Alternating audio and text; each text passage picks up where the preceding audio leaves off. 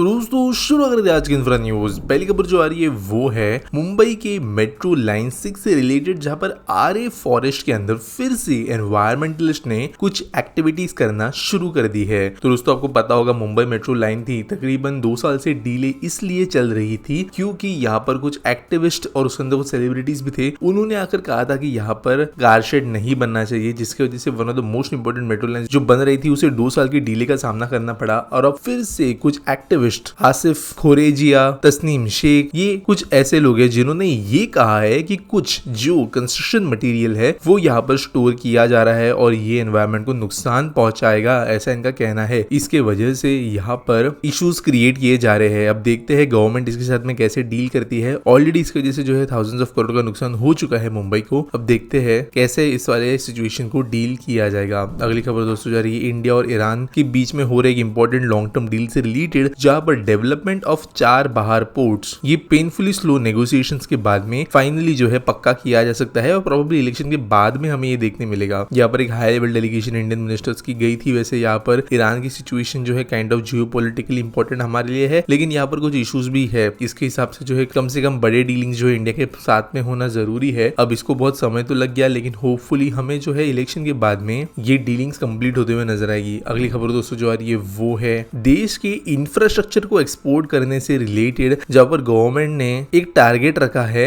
$1 trillion merchandise export bye 2030 का। यहाँ पर जो देश की कैपेबिलिटीज है रोड्स बनाने, रेलवेज बनाने, पोर्ट्स बनाने, एयरपोर्ट्स बनाने, इसको दूसरे देशों में एक्सपोर्ट करने का काम गवर्नमेंट कर रही है। चाइना ने भी ये बहुत बड़े लेवल पे किया, अपने कॉन्ट्रैक्टर्स को बाहर एक्टिव रखा और हमारे गवर्नमेंट ने ऐसा नहीं कि कभी अपनी कंपनीज को बाहर नहीं भेजा। DMRCs हो गई, LNT हो गई, ये गवर्नमेंटल हो या फिर हमारी दूसरी प्राइवेट कंपनीज, ये दुनिया भर के अंदर बड़े बड़े लैंडमार्क्स बना चुकी है। तो कैपेबिलिटीज हमें है, कॉम्पिटिटिवनेस लाने की जरूरत है और गवर्नमेंट यही करेगी। रेलवेज और एयरपोर्ट्स के ऊपर भी बड़ा ध्यान दिया जाएगा बाहर के देशों में जाकर काम करने पर। अगली दोस्तों जो खबर आ रही है वो है हमारी इंडियन एयरफोर्स और नेवी से रिलेटेड, जहां पर हमारे फायर पावर को एक मेजर बूस्ट मिलने वाला है और इंडक्ट कर ली गई है rampage long range supersonic air to ground missile, जिसकी रेंज है 250 किलोमीटर। तो यहाँ पर ये एक low drag high speed missile है और इसके वजह से हमारे आर्म फोर्सेस को बहुत ही बड़ा एडवांटेज मिलेगा कॉम्बैट के दौरान। अगली खबर दोस्तों जो आ रही है प्रयागराज से है, जहां पर महाकुंभ 2025 के पहले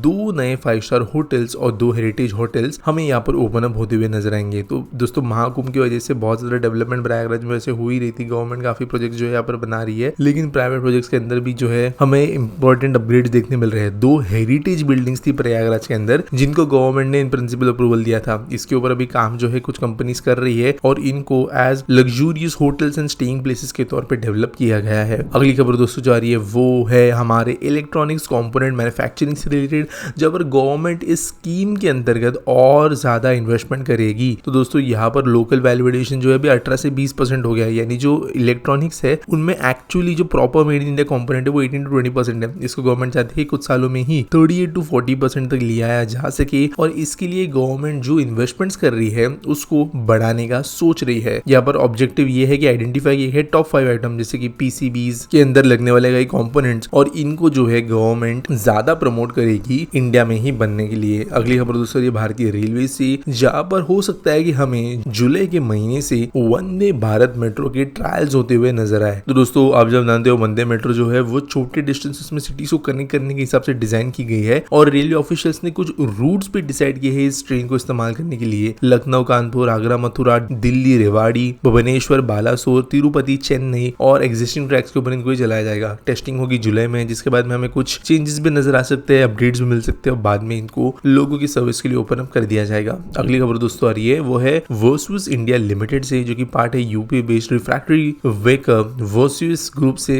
रिलेटेड, और इन्होंने कहा है कि वो इंडिया में 1000 करोड़ रुपए की प्लान करते हैं इन्वेस्टमेंट भारत में कई चीजें बनाने के लिए जो वैल्यू एडिशन चेन में काम करेगी। बेसिकली यहाँ पर इन्होंने कुछ दिन पहले ही mould flux manufacturing plant open किया है विशाखापट्टनम में, जो कि स्टील प्लांट्स के अंदर जो कास्टिंग होती है उसके दौरान इंपॉर्टेंट एक केमिकल है इस्तेमाल किया जाने वाला। ऐसे ही और इन्वेस्टमेंट वो इंडिया के अंदर करना चाहते हैं। आज के आस्पेक्ट सवाल के बारे में बात करें तो फैक्टर पूछते हैं ब्रो हमारे देश में एक ट्रैम चलती है उसको मॉडल डेवलप क्यों नहीं करते, वो ओल्ड डिजाइन है और अदर स्टेट्स में भी ट्रैम को क्यों नहीं चलाते हैं। तो देखो यार ट्रैम नहीं ट्रैम होता है पहली बात तो। दूसरी बात देखो हमारे देश के अंदर ना बहुत सारे शहरों के अंदर ट्रैम चलती थी। अगर आप थोड़ा सा रिसर्च रिसर्च करोगे सारे मेट्रोपॉलिटन सिटीज हो गए, इनफैक्ट भावनगर इंदौर जैसे शहरों में भी ट्रैम चलती थी एक जमाने में, लेकिन समय के साथ साथ वो इनकन्वीनियंट हो गई क्योंकि डीजल बसेस इन्वेंट हो गई थी। डीजल बसेस कहीं पे भी जा सकती है, ट्रैम जितने लोगों को ही कैरी कर सकती है, उसको सिर्फ रोड की जरूरत है, ऊपर के वायर नीचे के पटरी की जरूरत नहीं है। तो डीजल बसेस ज्यादा कंपेटिटिव बन गई ट्रैम्स को चलाने से लॉन्ग टर्म में, तो ज्यादातर शहरों में से हट गई। मुंबई में तो 1960s तक ट्रैम चलती थी। कोलकाता ने जो है हेरिटेज के हिसाब से, वहां के रिक्वायरमेंट्स के हिसाब से ट्रैम को जिंदा रखा, लेकिन अब वहां पे वो भी इतनी ओल्ड हो गई है और गवर्नमेंट भी कुछ खास ध्यान नहीं दे रही। इनफैक्ट ट्रैम की कंपनी की जो जमीन वगैरह है वो भी गवर्नमेंट बहुत समय से कोशिश कर रही है कि उसको जो है दे दिया जाए। मोस्ट प्रोबेबली हमें कोलकाता की ट्रैम भी मरते हुए नजर आएगी क्योंकि 2-3 कारण है। पहली बात जो है गवर्नमेंट के पास में कोई खास इंसेंटिव नहीं है इनको डेवलप करने का। दूसरी बात ज्यादातर रूट्स पे ये बंद हो चुकी है और लोग जो है अल्टरनेटिव्स ढूंढ चुके हैं। तीसरी बात अभी भी इलेक्ट्रिक बसेस वगैरह जो है ज्यादा कंपेटिटिव है ट्रैम से। चौथी बात ये कि जो जमीनें हैं वो काफी वैल्यूएबल है ट्रैम कंपनीज के पास में जो पड़ी है वो। फिफ्थ ये कि जो ऑटो टैक्सी एंड बस वगैरह प्राइवेट बस का जो यूनियन वगैरह होता है वो भी इनके विरोध में ही होता है, उनके लिए हेरिटेज वगैरह चीजें मायने नहीं रखती और इसलिए ट्रैम्स वगैरह अभी देश के अंदर नए भी देखना बहुत मुश्किल होने वाले हैं क्योंकि हमारी पॉपुलेशन डेंसिटी भी इतनी हो चुकी है, शहरों में भीड़ भी इतनी हो चुकी है कि नए ट्रैम नेटवर्क्स में बनते हुए नजर नहीं आएंगे, दूसरे उसके ऑल्टरनेटिव्स ही नजर आएंगे जो ज्यादा सूटेबल होंगे। उम्मीद करता हूं आपको सवाल का जवाब मिल गया होगा। आपके पास कोई सवाल है मुझे कमेंट सेक्शन में जरूर पूछना। मिलेंगे अगले वीडियो में।